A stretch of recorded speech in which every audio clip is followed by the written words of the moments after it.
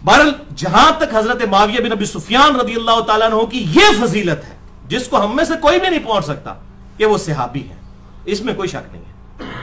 यह फजीलत है और यही एक फजीलत है जो साबित है कि आप सहाबी हैं, दैट्स ऑल। और ये मैं अपनी तरफ से बात नहीं कर रहा हूं कि इनकी सिर्फ यही फजीलत साबित है। अब मैं आपको बताने लगा हूं, पूरी दुनिया के अंदर सही बुखारी की जो नंबर 1 शरह लिखी गई है वो फतहुल बारी है, इमाम इब्न हजर अस्कलानी रहमहुल्लाह अल मुतवफ़ा 852 हिजरी, जिसे अहले सुन्नत कहलवाने वाले सारे ग्रोह, बरेलवी, देवबंदी, अहले हदीस, इसी तरीके से हनफी, शाफी, मालकी, हंबली, सब के सब कहते हैं जी फतहुल बारी जो है और इमाम इब्न हजर अस्कलानी वो ऑथेंटिक शरह है सही बुखारी की। उस ऑथेंटिक की जो मैं वर्ड बाई वर्ड पढ़ने लगा हूं ताकि आपको मामला पता चल जाए कि इब्न हजर अस्कलानी ने इस हवाले से ट्रुथ क्या रिवील किया है। मनाकिब सहाबा वाला जो चैप्टर है सही बुखारी में, उसमें जब हजरत मुआविया रज़ी अल्लाह तआला अन्हु का जिक्र आता है तो 3 हदीसें उन्होंने जमा की हैं सिर्फ इमाम बुखारी ने उनके फजाइल में, और उसकी हेडिंग फजाइल मुआविया नहीं रखी बल्कि रखा जिक्र मुआविया, जिक्र मुआविया, मुआविया का तज़किरा। अब ये बाब का नाम जिक्र मुआविया जो रखा गया, इस पे कमेंट्स कर रहे हैं इमाम इब्न हजर अस्कलानी। ये मेरे कमेंट्स नहीं, किसी शिया के नहीं, किसी नाज़बी के नहीं, किसी राफजी के नहीं, ये एक सुन्नियों के इमाम के कमेंट्स हैं। इमाम इब्न हजर अस्कलानी अल मुतवफ़ा 852 हिजरी, उनके कमेंट्स में वर्ड बाई वर्ड, ये जो बाद में कुस्तुनतीनिया वाली बिशारत उठा लेते हैं, कभी समुद्री जिहाद वाली बिशारत उठा लेते हैं बुखारी में से और फिट करना शुरू कर देते हैं कभी किस पे कभी किस पे। तो अगर इमाम बुखारी ने समुद्री जहाज वाली हदीस से यही मतलब लिया होता तो जिक्र मुआविया चैप्टर में डाल के तो फजीलत लिखते ना कि जन्नत की बिशारत फिट हो गई है। हम नहीं कहते किसी को दोस्त की है जनती के हैं, लेकिन जो बात बनती है इमाम बुखारी तो फरिश्तियां को नहीं पता, तो 1400 साल बाद पता लगी कि बुखारी में ये हदीस है समुद्री। मैं आपको जन्नत की बिशारत अभी दिलवा देता हूं, सही मुस्लिम में हदीस है इंटरनेशनल नंबर के मुताबिक 553 नंबर, कि जिस शख्स ने पूरे खुशू खुजू के साथ वुजू किया और उसके बाद 2 रकअतें पढ़ ली तहियतुल वुजू की तवज्जो के साथ, उस पर जन्नत वाजिब हो जाएगी। लो हां, कोई कुस्तुनतुनिया, कोई समुद्री जहाज की जरूरत नहीं थानू, उस बाद जो मर्जी करते रहो। इस तरह नहीं होता, और ना इमाम बुखारी ने इसको उस चैप्टर में डाला है। अब मैं ज्यादा डिटेल में नहीं जाना चाहता, अक्लमंदों के लिए इतना ही इशारा काफी है। इमाम इब्न हजर अस्कलानी के कमेंट्स सही बुखारी फतहुल बारी में इस बाब जिक्र मुआविया वाली जो हदीस आई है 3766 नंबर सही बुखारी में 3766, उसके तहत इब्न हजर अस्कलानी के कमेंट सुने ते गालां कढ़नियां ते इब्न हजर नु कढ़ो, मनु ना कढ़ना, मेरा कोई कसूर नहीं है। चोर ना मारो, चोर दी मां नु मारो। इमाम इब्न हजर अस्कलानी लिखते हैं, इमाम बुखारी रहमतुल्लाह अलैह ने यहां सही बुखारी में हजरत मुआविया रज़ी अल्लाह तआला अन्हु से मुतल्लिक बाब के उन्वान में सिर्फ लफ्ज जिक्र मुआविया बयान किया और फजीलत या मनकबत जैसे अल्फाज इस्तेमाल नहीं किए, यानी फजाइल मुआविया नहीं लिखा, क्योंकि उस हदीस से कोई फजीलत मालूम ही नहीं होती। वो हदीस क्या थी कि हजरत मुआविया एक वितर पढ़ा करते थे, तो इब्न अब्बास को आके शिकायत की गई कि ये तो एक ही वितर पढ़ते हैं, तो उन्हें शिकायत की गई कि वो एक ही वितर पढ़ते हैं, शिकायत। तो उन्होंने कहा वो सहाबी हैं, उनको छोड़ दो, फकीह हैं वो, अगर ये काम कर रहे हैं तो उनके ऊपर कोई ये है जनाब। इसमें से उन्होंने लिखा है कि फकीह और सहाबी हम मानते हैं, अल्हम्दुलिल्लाह अक्लमंद सहाबी थे, बहुत अक्लमंद थे, हम मानते हैं, इसमें कोई शक नहीं है। तो ये फजीलत निकली है और इस हदीस के तहत ये सारे कमेंट्स चल रहे हैं इब्न हजर अस्कलानी के। तो वो कहते हैं कि इमाम बुखारी ने लफ्ज फजीलत या मनकबत जैसे अल्फाज जिक्र नहीं किए क्योंकि उस हदीस से कोई फजीलत मालूम ही नहीं होती। ये इब्न हजर लिख रहे हैं, मैंने नहीं। अलबत्ता इब्न अब्बास का हजरत मुआविया के लिए फकीह और सहाबियत का बयान करना बतौर फजीलत काफी है। ताहम इमाम इब्न अबी आसिम रहिमहुल्लाह ने हजरत मुआविया के मुनाकिब में एक रिसाला लिखा है। इसी तरह का काम अबू उमर गुलाम ने भी किया और अबू बकर नकाश ने भी किया, और इमाम इब्न जोजी अल मुतवफ़ा 597 हिजरी, जिन्होंने जजीद के खिलाफ किताब भी लिखी है, मुहद्दिस जो इब्न जोजी, उन्होंने मन घड़त अहादीस की निशानदेही करने वाली उनकी मशहूर किताब अल मौज़ूआत में भी कुछ रवायतें जिक्र की हैं। कितने की ने अल मौज़ूआत, ये अंगूठे चूमने वाली हदीस भी अल मौज़ूआत में है। वो हम बरेलवियों से वाला माने, वो कहते हैं मौज़ूआत शरीफ, मौजू कहते हैं घड़ी हुई हदीस। ए भी ये हजरत मुआविया दी बड़ी फजीलत आई है ना, मौज़ूआत शरीफ इसने घड़ी हुई हदीस है, ये इब्न जोजी लिखते हैं मौज़ूआत शरीफ, ये मौज़ूआत भी शरीफ हो गया। मैं भी कुछ रवायतें जिक्र करके इमाम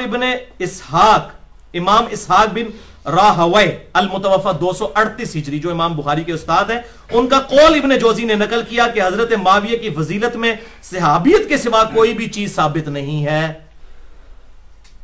امام ابن حجر اسقلانی مزید لکھتے ہیں یہی وجہ ہے کہ امام بخاری نے بھی اپنے استاد امام اسحاق بن راہوے المتوفا 238 ہجری پر ہی اعتماد کیا ہے اور حضرت معاویہ کے ذکر میں لفظ فضیلت یا منقبت استعمال کرنے سے گریز کیا، تاہم اپنی گہری نظر سے ایسا استنباط فرمایا، یعنی حضرت معاویہ کو صحابی ثابت کیا کہ جس سے روافض کی بھی سرکوبی ہو جائے۔ یہ مردود جو رافضی کہتے ہیں کہ نعوذ باللہ وہ منافق تھے یا کافر تھے، حضرت معاویہ بن ابی سفیان رضی اللہ تعالیٰ عنہ، ان کا بھی رد کیا انہوں نے تاکہ یہ ثابت ہو جائے کہ وہ صحابی تھے، انہوں نے کلمہ پڑھا تھا، مسلمان ہوئے تھے۔ اور امام نسائی المتوفا 303 ہجری کا واقعہ اس بارے میں مشہور ہے، انہوں نے بھی اپنے استاد امام اسحاق، امام نسائی کے بھی استاد ہیں، امام بخاری کے بھی استاد ہیں، امام اسحاق بن راہوے المتوفا 238 ہجری، ان پر اعتماد کیا اور اپنی مشہور کتاب فضائل صحابہ میں کوئی بھی حدیث حضرت معاویہ کی فضیلت میں ذکر نہیں کی۔ اور پھر امام حاکم المتوفا 405 ہجری کا بھی قصہ اسی طرح ہے۔ امام ابن جوزی المتوفا 597 ہجری نے عبداللہ بن احمد سے ان کے والد امام احمد بن حنبل کا مکالمہ بھی نقل کیا ہے، جو انہوں نے اپنے والد احمد بن حنبل سے پوچھا۔ یہ ہے بڑی کریٹیکل بات جو امام ابن جوزی المتوفا 597 ہجری نے نقل کی ہے۔ امام احمد بن حنبل سے ان کے بیٹے نے پوچھا کہ سیدنا علی بن ابی طالب اور حضرت معاویہ بن ابی سفیان رضی اللہ تعالی عنہما کے اختلاف سے متعلق آپ کی کیا رائے ہے؟ تو امام احمد بن حنبل المتوفا 241 ہجری نے کچھ دیر تک سر جھکائی رکھا۔ یہ میں ان کے جواب دیا پتر رہوں ادھر گستاخی نہ ہو جائے تو سوچتے رہے تھوڑی دیر تک، یا کوئی ایسا جملہ بولوں کہ وہ سب کچھ کمپریہنسو ہو۔ تھوڑی دیر بعد انہوں نے سر اٹھا کر کہا میرے بیٹے خوب سمجھ لے، سیدنا علی بن ابی طالب کے دشمن بہت زیادہ تھے جنہوں نے ان کے عیب تلاش کرنے کی بڑی کوشش کی مگر ناکام رہے۔ چنانچہ ان دشمنوں نے ایک متبادل چال کے طور پر ایک دوسرے شخص یعنی معاویہ بن ابی سفیان کو اپنے مقصد کی برآوری کے لیے موزوں پایا جو کہ ان سے جنگیں کر چکا تھا۔ چنانچہ ان دشمنوں نے حضرت علی رضی اللہ تعالیٰ عنہ کے مقابلے پر حضرت معاویہ کو بڑھا چڑھا کر پیش کیا۔ امام احمد بن حنبل کے اس جواب میں اشارہ ہے، یہ ابن حجر اسقلانی لکھتے ہیں کہ یہ احمد بن حنبل نے جو کہا نا کہ انہوں نے بڑھا چڑھا کے پیش کیا، تو ابن حجر اس پہ کومنٹس کر رہے ہیں، وہ کہتے ہیں کہ اس میں احمد بن حنبل نے یہ جواب دیا، اس میں اشارہ ہے کہ کچھ لوگوں نے حضرت معاویہ کے لیے بے بنیاد فضائل گھاڑ لیے ہیں جن کی کوئی اصلیت نہیں ہے۔ یہ حقیقت ہے کہ حضرت معاویہ رضی اللہ تعالیٰ عنہ کے لیے روایات فضیلت تو بہت زیادہ آئی ہیں، مگر ان احادیث میں سے کوئی ایک حدیث بھی اسنادی اعتبار سے اصول محدثین پر صحیح نہیں ہے، کیٹاگوریکل ڈینائی۔ اسی لیے امام اسحاق بن راہوے، امام نسائی رحمہ اللہ نے اس موقف کو بڑے یقین کے ساتھ اختیار کیا ہے کہ حضرت معاویہ رضی اللہ تعالیٰ عنہ کی فضیلت میں صحابیت کے علاوہ کوئی اور چیز ثابت نہیں ہے۔ یہ ہے بھائیو وہ ساری چیز۔ البتہ میں چونکہ منصف مزاج آدمی ہوں، میں آخر میں ان کی صحابیت ثابت کرنے کے لیے اپنی گفتگو کو کنکلوڈ کرتا ہوں۔ صحیح مسلم کی وہ جو تیسری حدیث میں نے بیان کرنی تھی، انٹرنیشنل نمبر کے مطابق 6857 ہے، مشکات میں بھی موجود ہے 2278، جو مسند احمد میں بھی ہے، اور اکثر یہ القادری صاحب اسے وہ میلاد کی محفل کے ثبوت میں یہ حدیث پیش کر رہے ہوتے ہیں، صحیح مسلم اور مسند احمد کی۔ ابو سعید خدری رضی اللہ تعالیٰ عنہ کہتے ہیں کہ ایک دن حضرت معاویہ بن ابی سفیان رضی اللہ تعالیٰ عنہ مسجد میں تشریف لائے تو کچھ صحابہ کرام، کچھ تابعین بیٹھے ہوئے آپس میں گفتگو کر رہے تھے، تو حضرت معاویہ ان کے قریب آئے اور کہا کہ یہاں تم کس لیے بیٹھے ہو؟ تو انہوں نے کہا ہم اللہ کا ذکر کرنے بیٹھے ہیں، اللہ رسول کی باتیں کر رہے ہیں۔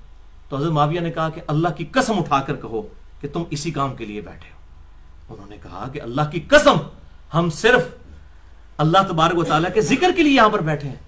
تو پھر حضرت معاویہ رضی اللہ تعالیٰ عنہ نے کہا کہ میں نے یہ قسم اس لیے نہیں اٹھوائی کہ معاذ اللہ میں نے کوئی بدگمانی کی ہے تمہارے بارے میں، بلکہ آپ رضی اللہ تعالیٰ عنہ نے سنت پر عمل کیا۔ آپ کہتے ہیں ایک دفعہ ہم بھی اسی طریقے سے مسجد میں بیٹھے ہوئے تھے اور آپ صلی اللہ علیہ وسلم تشریف لائے ہمارے پاس اور آپ نے ہم سے پوچھا کہ تم کس لیے بیٹھے ہو؟ تو ہم نے کہا کہ ہم اس چیز پر شکر ادا کرنے کے لیے بیٹھے ہیں کہ اللہ تعالیٰ نے ہمیں اسلام کی دولت عطا فرمائی، مرنے سے پہلے پہلے حق دکھا دیا، الحمدللہ، اس پہ اللہ کا شکر ادا کر رہے ہیں۔ تو حضور صلی اللہ علیہ وسلم نے فرمایا اللہ کی قسم اٹھاؤ کہ اسی لیے بیٹھے ہو۔ تو ان کا یا رسول اللہ اسی لیے بیٹھے ہیں, اللہ کی قسم اٹھاتے ہیں. تو پھر آپ صلی اللہ علیہ وسلم نے بھی فرمایا کہ میں نے کوئی بدگمانی کی وجہ سے قسم نہیں اٹھوائی, بلکہ ابھی ابھی جبرائیل علیہ السلام میرے پاس آئے تھے اور انہوں نے فرمایا کہ آپ کے ان اصحاب کی وجہ سے اللہ تعالیٰ فرشتوں کے سامنے بھی فخر فرما رہا ہے. فرشتوں نے کہا تھا نا کہ یہ بندے تو قتل و غارت کریں گے, تو انہیں کس لیے پیدا کیا, یہ بھی تو بندے ہیں جنہوں نے نبی کی دعوت قبول کر لی. تو اس حدیث سے میرے نزدیک حضرت معاویہ رضی اللہ تعالیٰ کی یہ فضیلت ثابت ہوتی ہے, ان کی صحابیت اور ان کا اسلام لانا. تو یہ دو ایکسٹریمز ہیں, ایک طرف روافظ کی ایکسٹریم ہے جو ان کو منافق یا نعوذ باللہ کافر کہتے ہیں, دوسری طرف سنیوں میں گھسے ہوئے ناسبیوں کی ایکسٹریم ہے کہ جو وہ ہر جھوٹی فضیلت ثابت کر کے ان کو حضرت علی سے اوپر کرنے کی کوشش کرتے ہیں, ان کو یزید کو حضرت حسین سے اوپر کرنے کی کوشش کرتے ہیں, بالکل جعلی طریقوں سے. جو صحیح چیز ہے وہ میں نے آپ کو بتا دی ہے. تو یہ اس سے وہ ربیع الاول کا وہ کہتے ہیں وہ میلاد کی محفل منا رہے تھے, اس میں کہیں میلاد نہیں لکھا بھائی میرے, وہ تو شکر ادا کر رہے تھے جیسے یہاں ہم درس قرآن کے لیے جو لوگ جمع ہیں تو اللہ کا شکر ادا کر رہے ہیں, وہ یہ کر رہے تھے, میلاد وغیرہ نہیں منا رہے تھے. تو وہ ہر بندہ اپنی مطلب کے رزلٹ نکالتا ہے, جو حدیث خود کسی نے پڑھنی نہیں ہے. صحیح مسلم 6857 نمبر, مشکات میں بھی 2278 نمبر موجود ہے. بھارت صحابہ کرام ایک لیول کے سارے نہیں تھے, اس میں کئی باتیں اور ہو سکتی ہیں لیکن میں سکپ کرتا ہوں. میرا مسئلہ نمبر ہے 96, عظمت صحابہ, رد المنافقین اور سنی شیعہ کے اختلاف کا تحقیقی جائزہ. اس میں کئی ایسی باتیں ہیں جو میں اس کے ساتھ اب کرنا چاہتا تھا لیکن میں سکپ کرتا ہوں. جسے شوق ہو وہ 2.25 گھنٹے کا لیکچر مسئلہ نمبر 96 دیکھ لے اہل سنت پاک.com پر. اور اینڈ پہ میں وہ دعا کرتا ہوں جو قرآن حکیم میں سورۃ الحشر کی آیت نمبر 10 میں ہمیں اللہ تعالیٰ نے سکھائی ہے کہ جو ایمان والے لوگ ہیں وہ اپنے سے پہلے جو ایمان والے لوگ گزر چکے ان کے لیے کن الفاظ میں دعا کرتے ہیں. اعوذ باللہ من الشیطان الرجیم, بسم اللہ الرحمن الرحیم, ربنا اغفر لنا ولاخواننا الذین سبقونا بالایمان. اے اللہ ہمیں بھی بخش دے اور ہم سے پہلے جتنے بھی ایمان کی حالت میں دنیا سے گئے ہیں, چاہے صحابہ ہوں, تابعین ہوں, تبع تابعین ہوں, جو بھی کلمہ گو مسلمان تھے, سب کو بخش دے, آمین. یہ دعا. اور پھر ساتھ ہی ہے وَلَا تَجْعَلْ فِي قُلُوبِنَا غِلًّا لِّلَّذِينَ آمَنُوا رَبَّنَا إِنَّكَ رَءُوفٌ رَحِيمٌ. اے اللہ ان مسلمانوں کے بارے میں ہمارے دل میں کوئی برائی, کوئی کینہ نہ رکھنا. جو اہل ایمان گزر چکے ان کے بارے میں برائی اور کوئی کینہ نہ رکھنا. اے اللہ تو بخشنے والا مہربان ہے.